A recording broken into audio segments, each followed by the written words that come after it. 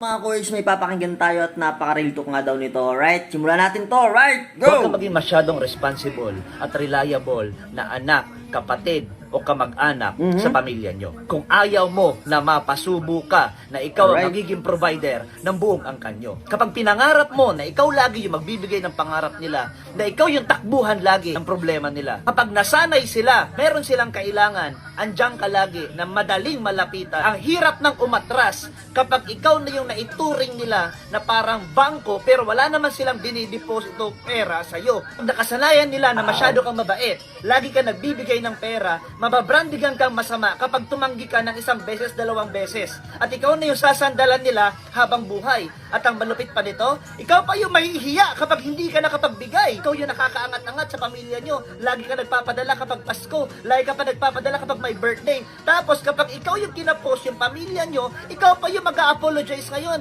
Pasensya na, wala muna akong mapapamigay sa inyong pamasko kasi medyo kinakapos din kami. Putang ina, ikaw pa yung nag-explain.